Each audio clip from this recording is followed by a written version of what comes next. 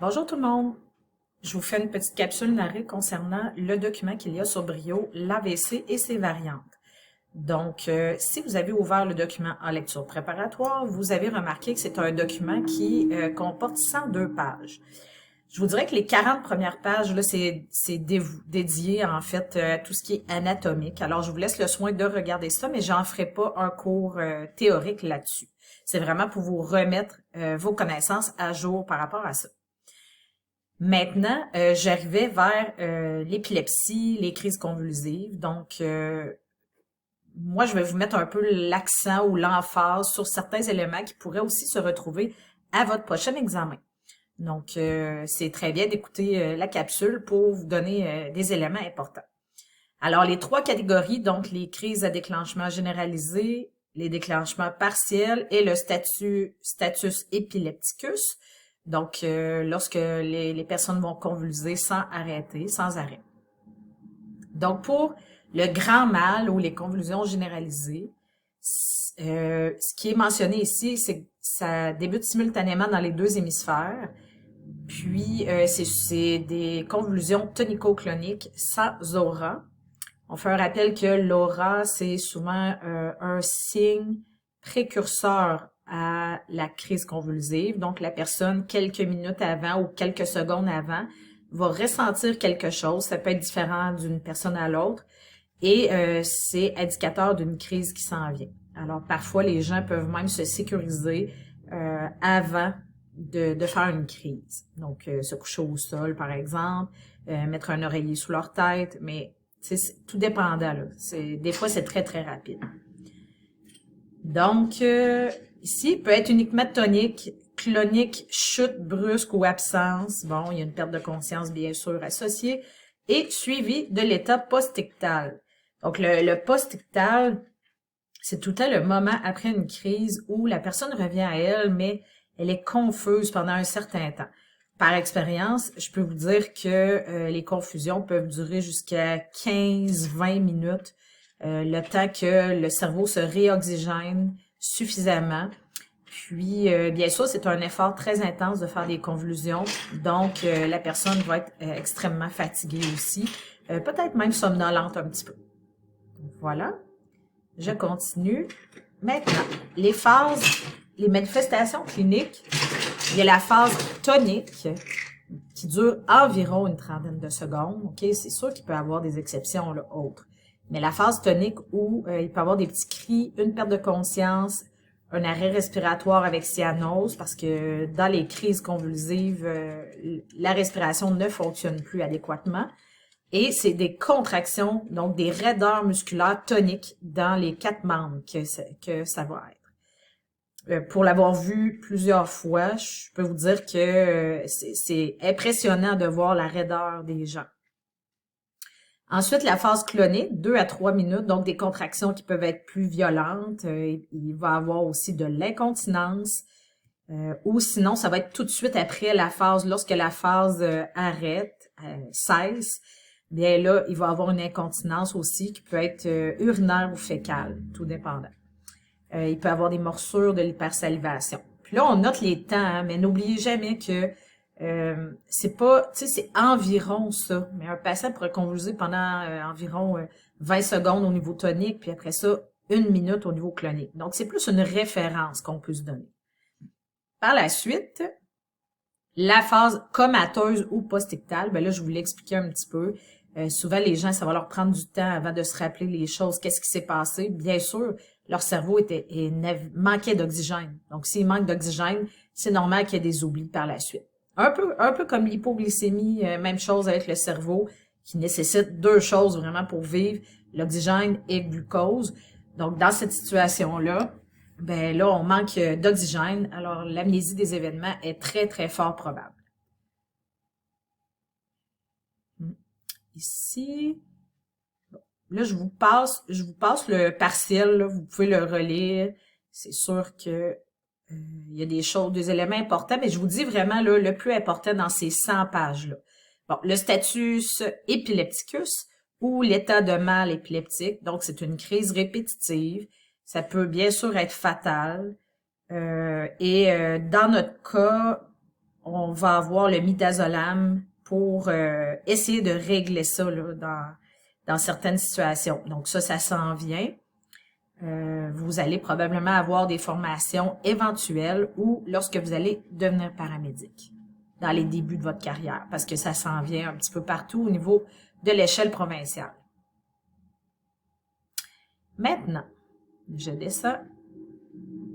Donc, la crise convulsive secondaire. Donc, après quelque chose, donc une problématique spécifique, vous pouvez avoir une crise convulsive. Donc, après un AVC ou ACV, là, après post-trauma, donc un TCC, une tumeur, ça peut être une infection qui vous cause une convulsion, une fièvre, hein, les convulsions fébriles, l'hypoxie, l'hypoglycémie, débalancement électrolytique, toxique, sevrage à ROH. Donc, ceci représente tous des problèmes qui peuvent éventuellement apporter une crise convulsive. Et on l'appelle la crise convulsive secondaire.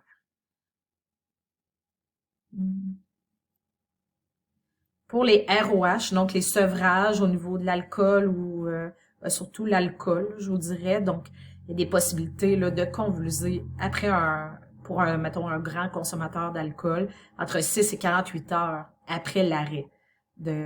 Donc, c'est toujours bon dans votre questionnaire, parfois, je sais pas si on vous dit que la personne a arrêté brusquement, veut arrêter de boire, il y a une histoire de convulsion, ben, on pourrait faire le lien avec ça. Les convulsions fébriles, qu'on retrouve beaucoup chez l'enfant.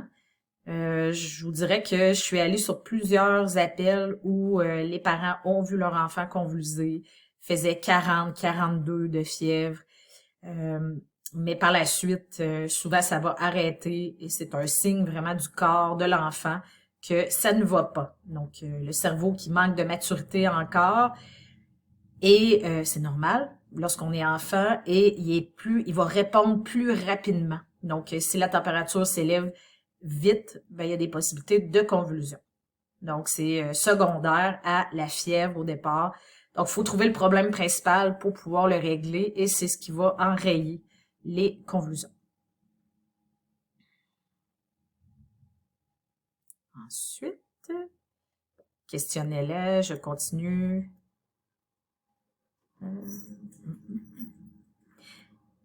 Les maladies vasculaires cérébrales. Donc, tous les termes, l'ICT, l'AVC, HSA, HIC, êtes-vous tout à l'aise avec ça? Hein? L'ischémie cérébrale transitoire, l'accident vasculaire cérébral, l'hémorragie sous-arachnoïdienne, hémorragie intracrânienne. Donc, de les savoir, ensuite on peut utiliser les acronymes sans problème. Donc, on va voir quelques éléments. Donc, l'hémorragie qui peut être ischémique, embolique. Donc, ça, on va regarder. Embolique, thrombolytique, l'accident ischémique transitoire. Bon, ça, c'est beau. C'est juste pour vous mentionner ici l'AVC qui est hémorragique. Donc, c'est un vaisseau qui va se rupturer. Donc, ça, normalement, vous êtes à l'aise avec ça. Vous avez vu ça dans vos cours de médical. On revient simplement sur ces connaissances-là. Puis, l'AVC qui est ischémique, donc c'est un petit peu comme un infarctus, mais cérébral. Donc, c'est un blocage au niveau d'une artère du cerveau. Et la différence, c'est qu'on peut avoir soit des plaques d'athérosclérose ou ça peut vraiment être un blocage, là, une embole qui, dans la circulation, va venir bloquer. Ici, physiopathe, donc de regarder un petit peu c'est quoi la physiopathe, dans quel cas on pourrait avoir une hémorragie intracrânienne. OK, et l'hémorragie sous-arachnoïdienne, on met même les pourcentages environ des AVC et de quelle façon ils sont présentés, avec quel type de manifestation clinique. Pour l'hémorragie intracrânienne, on parle aussi d'une augmentation de la PIC, donc la pression intracrânienne, et éventuellement un engagement avec la triade de Cushing qui pourrait en venir jusque-là. On va en parler plus tard, puis on va en parler aussi dans d'autres semaines là, en trauma. Les facteurs de risque AVC, ICT, vous les avez tous ici. Donc, les facteurs de risque qui peuvent être présents. L'ICT, donc l'ischémie cérébrale transitoire, donc en général, ça va être réversible ou récupéré en fait dans les 5 à 10 minutes. Je vous donne un petit exemple que j'ai déjà eu. J'avais une dame qu'on a été appelée justement pour un AVC probable et lorsqu'on arrive, elle n'est pas capable de nous parler.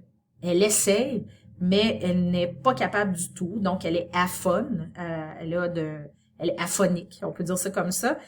Et on voit très bien là qu'elle a un côté qui est affaissé.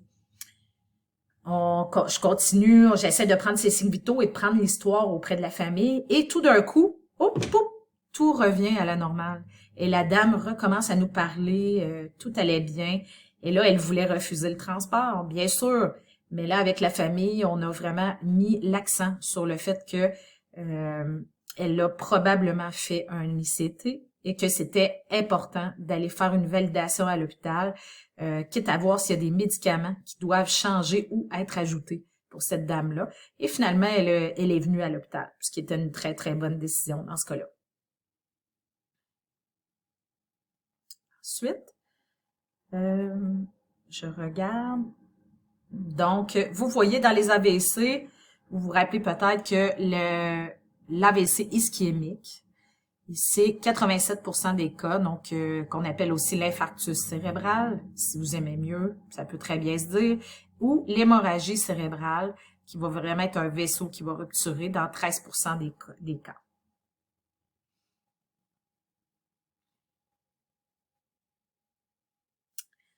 OK. Donc, l'AVC ischémique, l'épidémiologie, en général, c'est en haut de 45 ans qui sont connus pour des maladies athérosclérotiques, coronariennes. Donc, en général, ça va être ça. Et les manifestations cliniques. Là, je vous le dis tout de suite, pour l'examen, là, ce que vous avez besoin de savoir aussi, c'est qu'est-ce qui distingue un de l'autre. Un AVC ischémique d'un AVC hémorragique. Quels sont les signes et symptômes qui sont différents ou qui sont le plus typiques de l'un que de l'autre? Alors ça, je vous donne un petit indice là, pour vous préparer à l'examen. Alors ici, on voit les manifestations cliniques au niveau de, c'était l'AVC ischémique.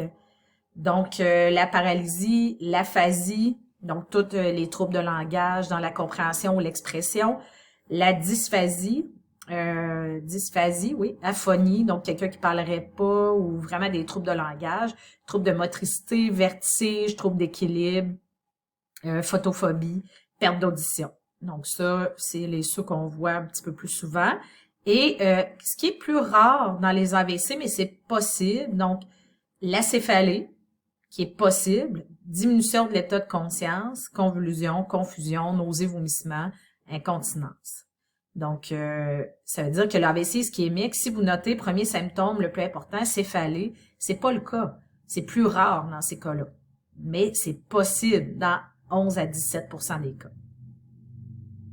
Maintenant, je vous amène ici, donc, bien sûr, dans l'examen physique, on va aller vers l'échelle de Cincinnati.